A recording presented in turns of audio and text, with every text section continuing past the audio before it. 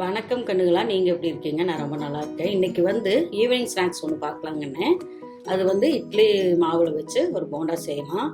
இது குழந்தையிலேருந்து பெரியவங்க வரைக்கும் சாப்பிட்லாம். ஸ்கூல் விட்டு வர குழந்தைகளுக்கும் ஈஸியாக செஞ்சு கொடுத்துடலாம். வாங்க எப்படி செய்கிறதுன்னு பார்க்கலாம். வீடியோக்குள்ளே போகலாம்.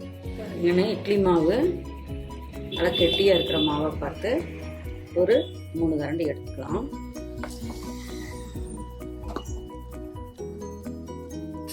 இட்லி மாவு எடுத்தாச்சு.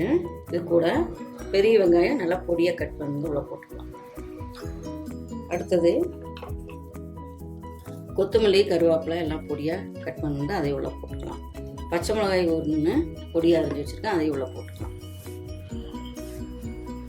அடுத்தது இஞ்சி கன்று நல்லா துருவி வச்சுருக்கேன், அதை உள்ள போட்டுக்கலாம். சீரகம் 1 ஸ்பூன் போட்டுக்கலாம். ஏற்கனவே இட்லி மாவில் உப்பு போட்டிருக்கோம். இது நல்லா பிசைஞ்சுக்கலாம். இப்போ போண்டா பார்த்துக்கு வரணும்னா கொஞ்சம் அரிசி மாவு 1 கப் எடுத்திருக்கேன், அது தேவையான அளவு போட்டுக்கலாம்.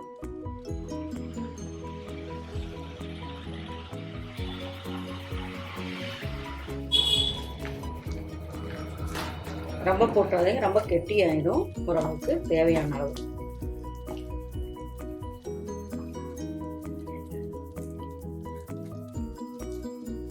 பாருங்க, இப்போ போண்டா சைஸ்க்கு வந்துருச்சு. வேணா கொஞ்சம் கூட போட்டுக்கலாம்.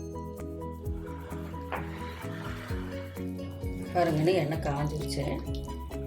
கொஞ்சம் சின்ன சின்ன உருண்டைகளாக போடுங்க.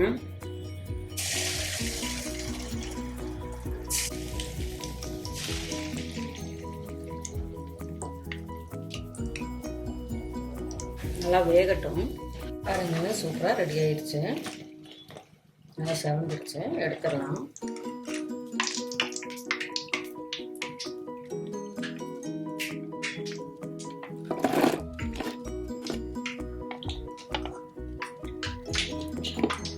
சூப்பராக ரெடி ஆயிடுச்சு. இது சட்னி இருந்தால் வச்சு சாப்பிட்லாம், சட்னி இல்லைனாலும் சும்மாவே சாப்பிட்லாம். பாருங்க, எவ்வளோ சாஃப்டாகவும் எவ்வளோ கிறிஸ்பியாகவும் இருக்குன்னு பார்த்தீங்கன்னா ரொம்ப நல்லா வந்திருக்கு. டேஸ்ட் நல்லாயிருக்கும். நீங்களும் ட்ரை பண்ணி பாருங்கள். லைக் பண்ணுங்கள், ஷேர் பண்ணுங்கள், கமெண்ட் பண்ணுங்கள், சப்ஸ்கிரைப் பண்ணுங்கப்பா. பாய்.